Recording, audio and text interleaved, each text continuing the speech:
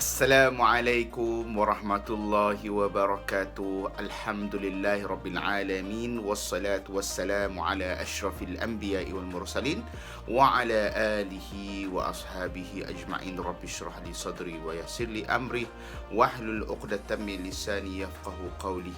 Alhamdulillah, pertama sekali kita panjatkan kesyukuran pada Allah Subhanahu Wa Taala kerana masih lagi diberikan kehidupan. Yang penting kita masih lagi diberikan nikmat yang terbesar, iaitu iman dan Islam.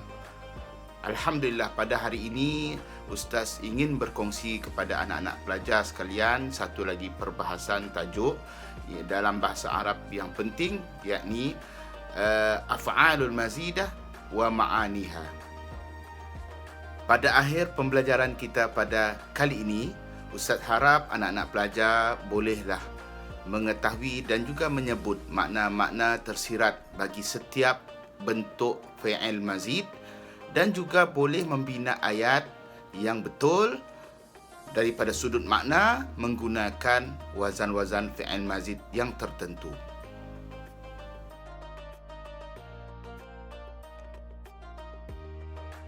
Anak-anak pelajar yang dirahmati Allah Subhanahu Wa Taala, seperti mana yang kita belajar sebelum ini, fi'il daripada sudut pembinaannya terbahagi kepada dua. Yang pertama kita kenali sebagai fi'il mujarrad. Fi'il mujarrad, dan yang kedua adalah fi'il mazid. Apa itu fi'il mujarrad? Fi'il mujarrad adalah satu fi'il yang terbebas daripada unsur-unsur huruf ziyadah. Apa itu huruf ziyadah? Huruf ziyadah ada 10.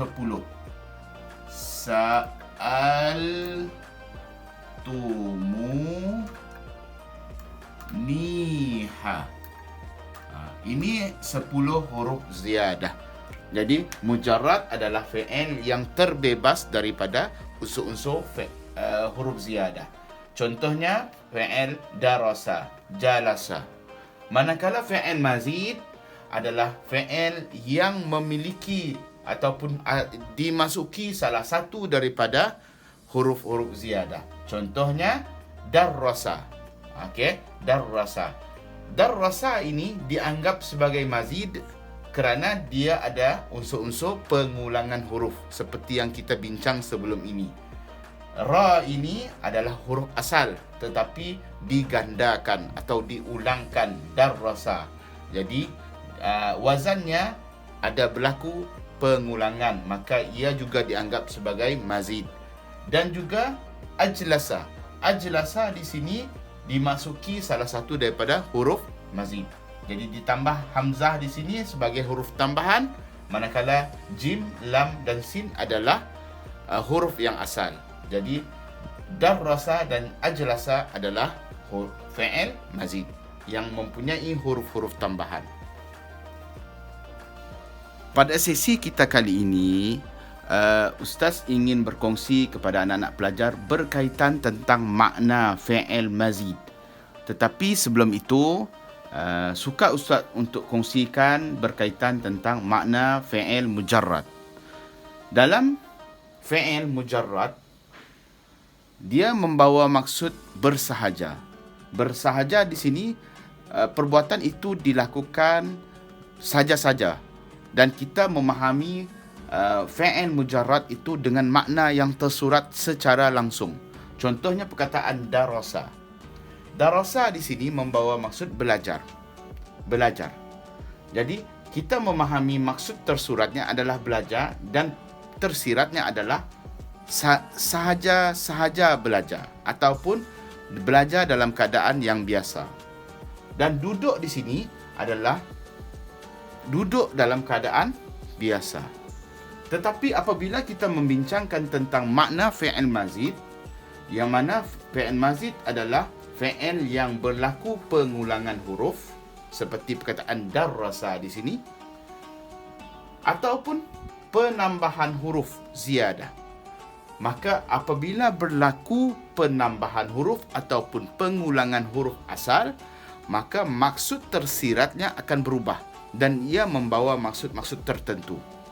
Contohnya perkataan darrasa di sini secara tersuratnya kita memahami bahawa darrasa ini adalah belajar. Tetapi secara tersiratnya dia membawa maksud kerap. Kerap. Manakala ajlasa ini dia membawa maksud duduk. Secara tersuratnya duduk, tetapi secara tersiratnya ia membawa maksud ta'diyah ataupun transitif. Seperti mana yang kita tahu bahawa jalasa di sini membawa maksud duduk. Duduk adalah fi'il lazim. Apabila dimasukkan dengan fi'il ajlasa, maka fi'il lazim ini asalnya tidak memerlukan maf'ulun bih. Bila masuk perkataan ajlasa, wazannya af'ala, maka dia membawa maksud mendudukkan. Jadi mendudukkan di situ mewujudkan maksud yang transitif ataupun memerlukan maf'ulun bih.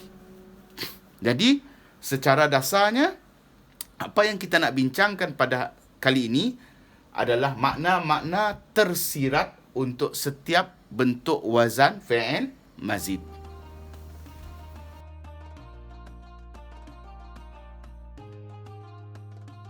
Wazan yang pertama adalah wazan af'al. Af'al, makna tersirat yang utama adalah at-ta'niyah.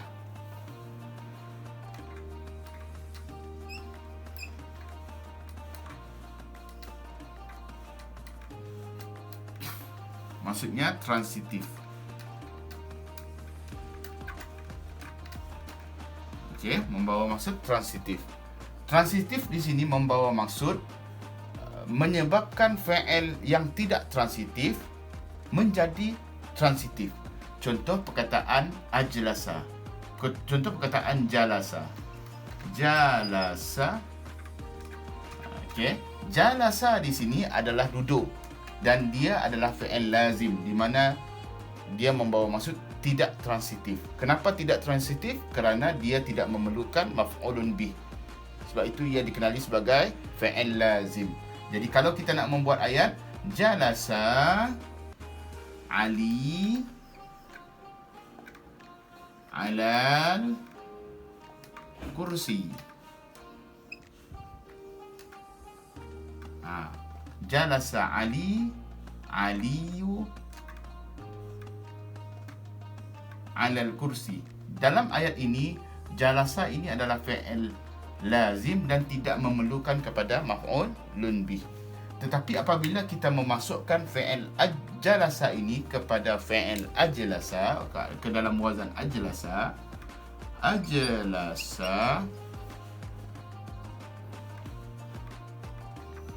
Ali,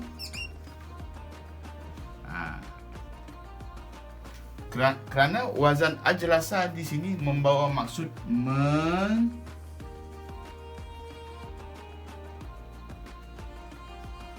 mendudukkan. Imbuhannya adalah men-kan. Jadi mendudukkan, Ali mendudukkan apa? Mendudukkan adiknya. Akhahu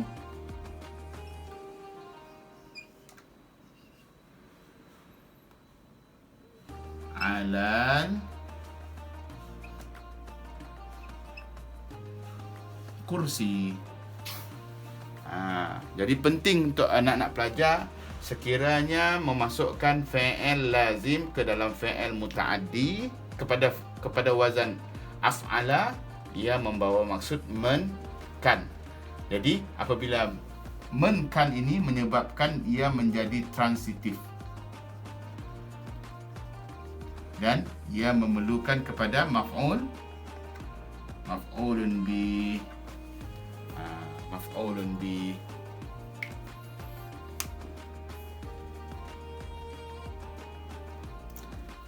Seterusnya, wazan af'ala juga membawa maksud tersirat ad-dukhul.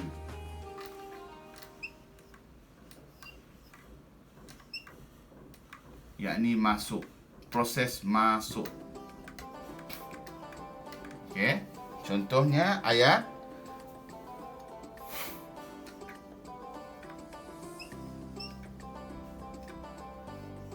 Asbaha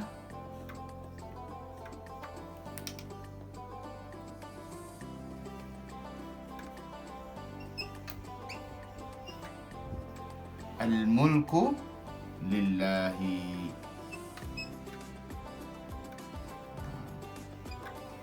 Okay. Asbaha di sini dia adalah salah satu daripada saudara-saudara kana, tapi dia membawa maksud telah terjadi sejak awal-awal lagi.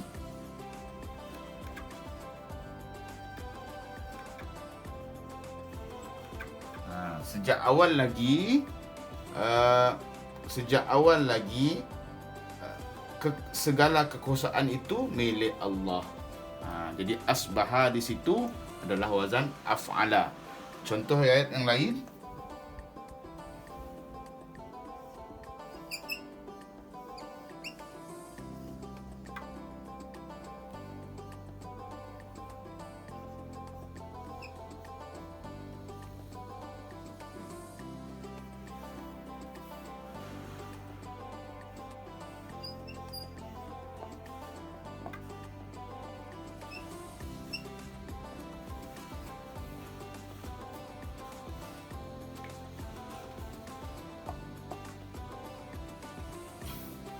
Okey, contoh ayat yang lain adalah amsarat al-qawafilu. Amsarat di sini adalah atas wazan af'ala. Amsarat al-qawafilu. Kafilah-kafilah itu telah memasuki Mesir. Telah memasuki kota Mesir. Jadi maksud yang kedua adalah ad-dukhul. Ad-dukhul. Membawa maksud proses masuk.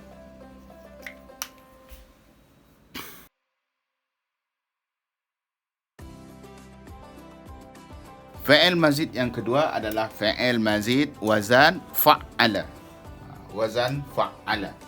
Jadi wazan fa'ala ini dia membawa maksud tersirat at-taksir.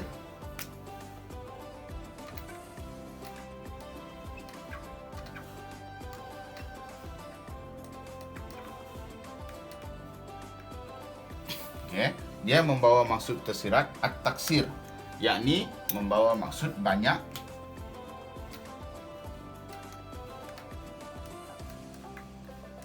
kerap, teliti, dan halus.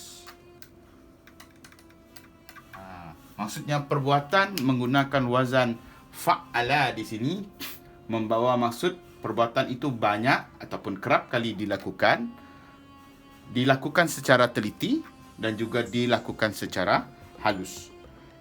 Contoh ayat.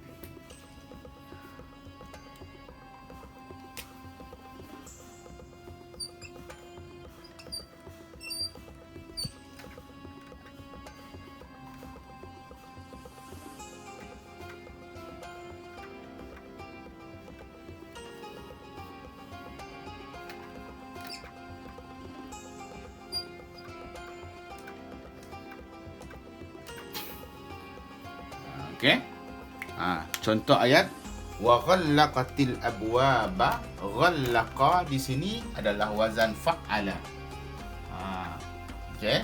Jadi dia membawa maksud ghallaqa ti ini maksudnya Zulaikha lah. Zulaikha. Jadi Zulaikha telah menutup pintu-pintu. Ghallaqa di sini membawa maksud dia kerap menutup ataupun dia menutup dengan teliti, menutup dengan rapat. Jadi abwaba pintu-pintu. Jadi pintu dalam rumah mungkin ada satu, mungkin dua pintu. Tapi disebabkan kita menggunakan ghallaqa ini menunjukkan maksud tersirat bahawa benda itu dilakukan dengan secara teliti ataupun secara kerap. Contohnya yang lain adalah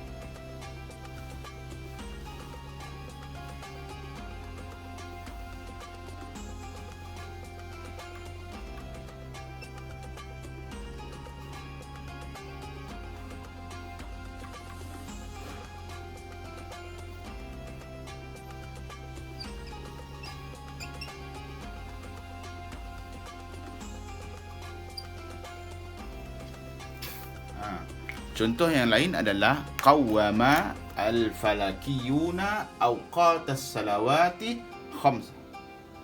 Di sini menggunakan wazan fa'ala. Asalnya qama,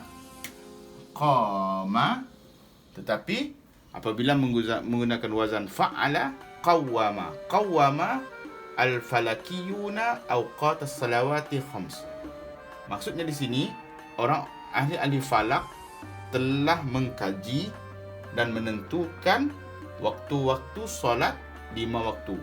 Perkataan qawwama di sini dia membawa maksud bukan saja-saja menentukan, tetapi qawwama di sini dia menentukan dengan penuh ketelitian, dan halus. Dan kita orang ahli astronomi dia tidak boleh menentu dengan bersahaja. Jadi dia melakukan sesuatu benda dengan teliti dan juga harus. Dan mungkin juga qawwama di sini membawa maksud banyak ataupun kerap. Maksudnya al-falakiyuna, ahli astronomi tidaklah meneliti ataupun menentukan sekali tentu, tetapi menentukan dengan banyak kali, mungkin dengan proses-proses yang pelbagai. Maka waktu-waktu solat, 5 waktu solat itu ditentukan. Jadi kita menggunakan wazan qawwama untuk menentukan banyak, kerap, teliti dan juga halus.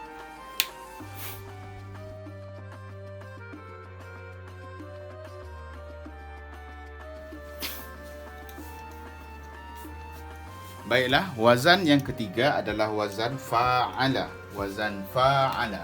Wazan fa'ala ini dia membawa maksud tersirat. Yang pertama adalah kesalingan, al-musyarakah.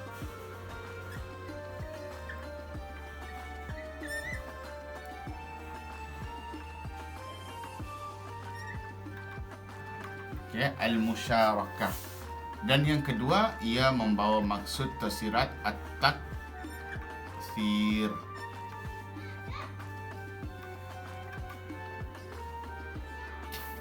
At-taksir. Al-musyarakah membawa maksud kesalingan.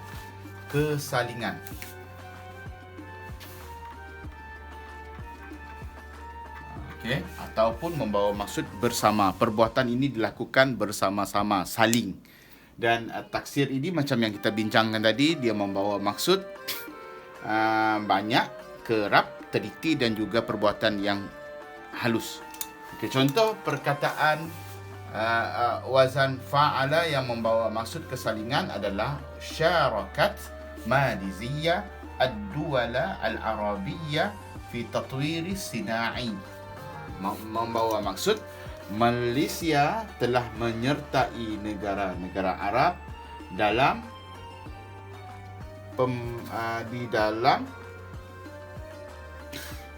mengembangkan sektor perindustrian. Malaysia telah menyertai negara-negara Arab dalam mengembangkan sektor perindustrian. Bermaksud di sini ada unsur-unsur kesalingan di mana Malaysia dan juga negara-negara Arab telah menyertai bersama-sama. Jadi di situ kita guna wazan fa'ala, saling. Dan keadaan yang kedua adalah taksir yang membawa maksud kerap, teliti dan juga halus. Contohnya perkataan dha'aftu ujural ummali al-mujtahidina. Saya telah menaikkan gaji pekerja-pekerja yang rajin. Kita menggunakan perkataan wazan fa'ala di sini kerana proses untuk menaikkan gaji pekerja-pekerja yang rajin ini bukanlah sesuatu kerja yang kita boleh lakukan bersahaja, tetapi ia mestilah dilakukan dengan teliti dan juga halus. Dengan menilai data-data yang ada, maka pekerja itu bolehlah dilabelkan sebagai seorang pekerja yang rajin. Jadi di sini sesuai sekiranya kita menggunakan wazan fa'ala yang membawa maksud teliti. di sini membawa maksud saling.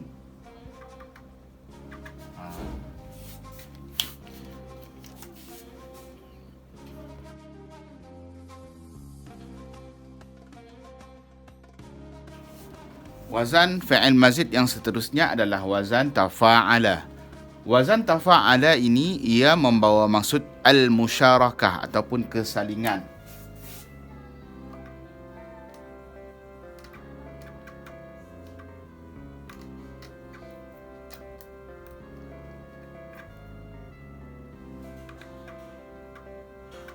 Dan wazan tafa'ala ini turut membawa maksud takalluf ataupun pura-pura.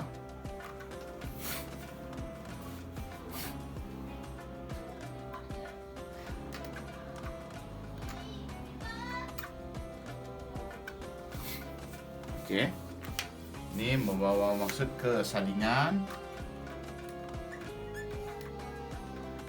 Ini membawa maksud pura-pura. Okey, pura-pura.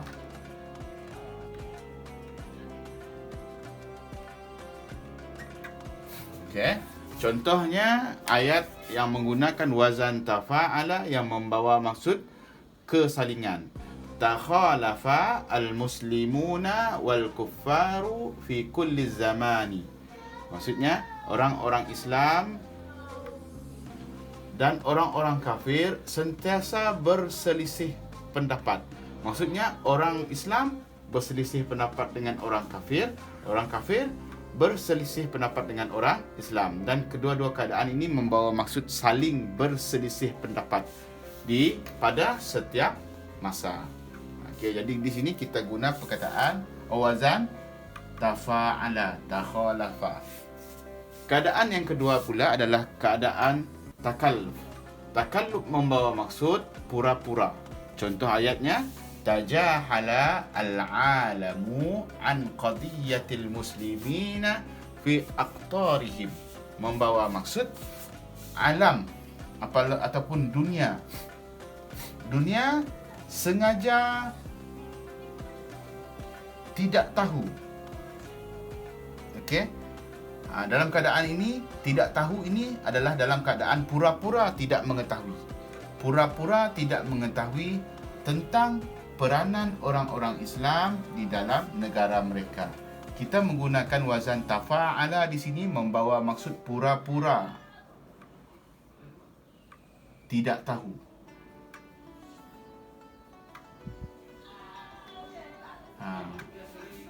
Okey, pura-pura tidak tahu. Jadi kita guna wazan tafa'ala. Di sini membawa maksud pura-pura tidak mengetahui peranan orang-orang Islam di dalam negara mereka.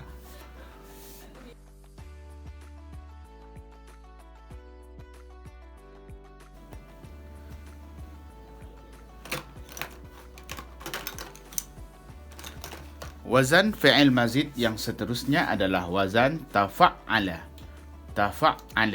Tafa'ala ini dia kerap membawa maksud tersirat. Yang pertama adalah memberi maksud natijah ataupun kesan kepada sesuatu perbuatan. Contohnya, dia membawa maksud al-mutawa'ah.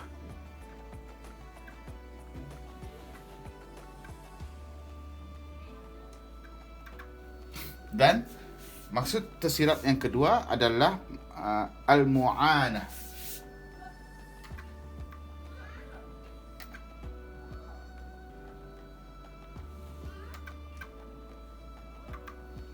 Okey.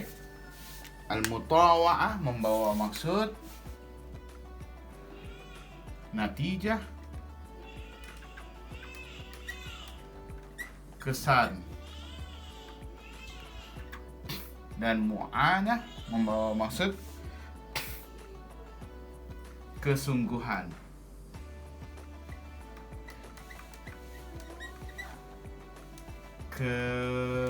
Kecekalan. Okey. Contohnya ayat yang membawa maksud natijah menggunakan wazan tafa'ala. Addabtu Addabtu al-kha'ina fata'addaba. Aku telah menasihati pengkhianat itu, lantas dia pun telah menjadi lebih baik ataupun lebih sopan. Aku telah menasihati pengkhianat itu, maka dia pun menjadi lebih sopan. Jadi menggunakan wazan tafa'ala ini membawa maksud ia adalah kesan daripada sesuatu perbuatan.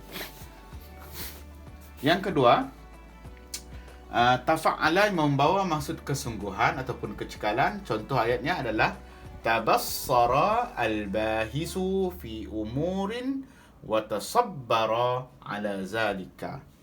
Membawa maksud penyelidik itu teliti, melihat dengan teliti, mengkaji dengan teliti dalam setiap aspek ataupun perkara dan sangat sabar tentangnya.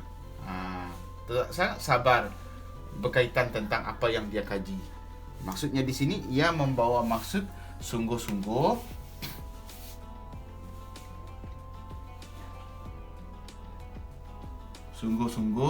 dan di sini dia membawa maksud cekal. Okey. Dan di sini memahati dengan sungguh-sungguh, membuat satu pemerhatian dengan sungguh-sungguh. Pengkaji telah melakukan pemerhatian dengan sungguh-sungguh dalam setiap perkara dan juga sangat sabar. Okey, dengan sangat sabar membawa maksud cekal. Sabar dalam setiap perbuatan tersebut. Jadi tafa'ala di sini membawa maksud natijah ataupun kesan kepada sesuatu perbuatan seperti ayat ini, dan juga membawa maksud kesungguhan, sungguh-sungguh.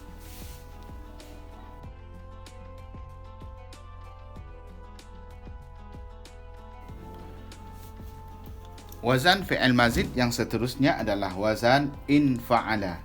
In fa'ala ini kerap digunakan untuk menunjukkan kesan ataupun natijah kepada sesuatu perbuatan.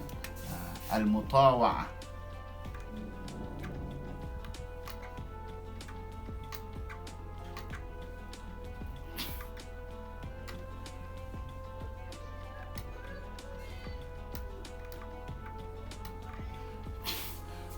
Okey, contohnya ayat ini, kasartu zujajatal babi fa in kasarat. Aku telah memecahkan gelas cermin pintu itu, maka ia berderai. Aku telah memecahkan cermin pintu itu, maka ia pun berderai. Jadi perkataan berderai di sini membawa maksud kesan kepada proses memecah, fi'il memecah. Jadi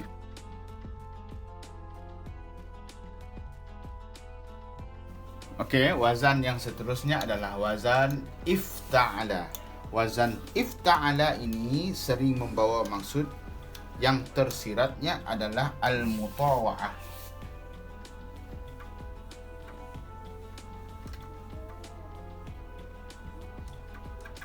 Dan kerap kali kita menggunakan wazan ifta'ala ini untuk menunjukkan al-musyarakah.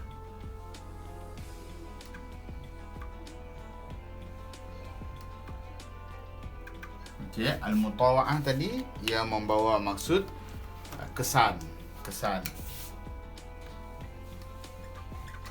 Dan al-musyarakah membawa maksud kesalingan. Al-musyarakah membawa maksud kesalingan. Okey, contohnya ayat yang membawa maksud kesan, jama'tu al-awraqa al-muba'tsarata fajtama'at. Aku telah mengumpul kertas-kertas yang bertaburan, maka ia telah pun terkumpul. Jadi kita guna wazan ifta'ala di sini untuk menunjukkan kesan kepada perbuatan jama'ah. Jadi kita menunjukkan maka ia telah pun terkumpul kerana ia adalah kesan kepada perbuatan jamaah. Seterusnya, wazan ifta'ala yang menunjukkan maksud kesalingan, membawa maksud dua unsur ataupun dua pelaku ataupun banyak pelaku yang melakukan perbuatan yang sama, saling. Jadi contoh ayatnya adalah ikhtalafan nasu fi ahzabi muta'addidati. Jadi ia membawa maksud manusia saling berselisih pendapat. Saling berselisih pendapat. Saling berselisih pendapat melalui kepartian yang banyak. Okey, manusia berselisih pendapat saling. Okey, manusia ini saling berselisih pendapat dalam melalui kepartian yang banyak, yang pelbagai. Jadi ikhtalafa di sini kita guna menunjukkan saling, dan fa'il ini biasanya adalah dua ataupun lebih, menunjukkan dua ataupun lebih. Menunjukkan proses ini adalah keadaan perbuatan ini adalah keadaan perbuatan bersama-sama, saling antara pihak, dua pihak ataupun banyak pihak.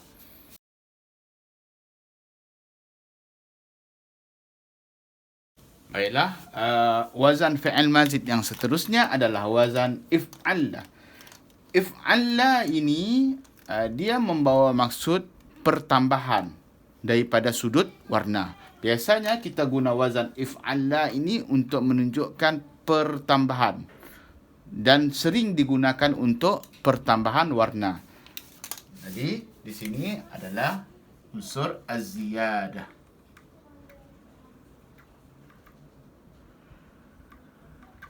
Dalam kurungan warna. Contoh ayat ihmarra rambutan ala syajarah. Rambutan telah menjadi kemerah-merahan di atas pokok itu. Dan ayat yang kedua, iswadda as-sama'u masa'an. Langit telah menjadi kehitam-hitaman pada waktu petang.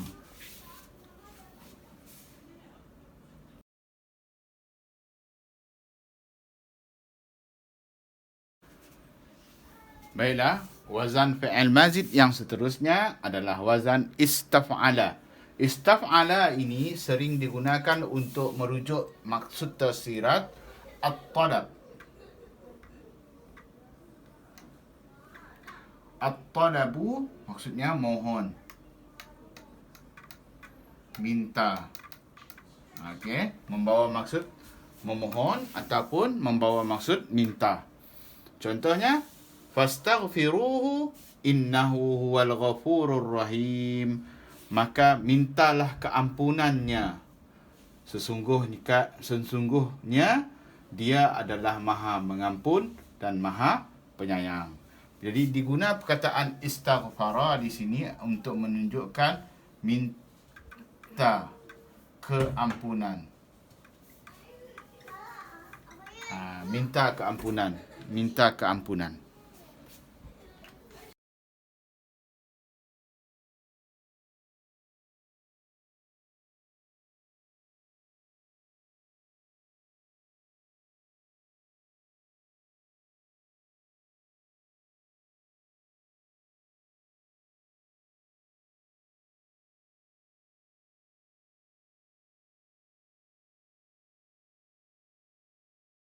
Alhamdulillah, semoga apa yang Ustaz kongsikan sebentar tadi dapat memberi manfaat dan juga kefahaman kepada anak-anak pelajar berkaitan tentang makna-makna tersirat yang ada di dalam setiap wazan fi'il mazid.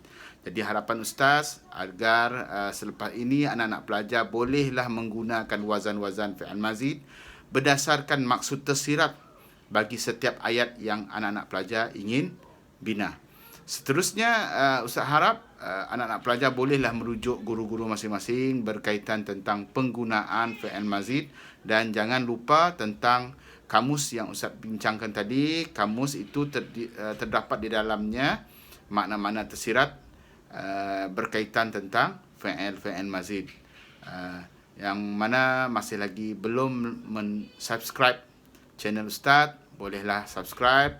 Moga dapat mengikuti siri-siri yang seterusnya. InsyaAllah apa yang baik itu daripada Allah, apa yang kurang itu daripada Ustaz sendiri. Assalamualaikum warahmatullahi wabarakatuh.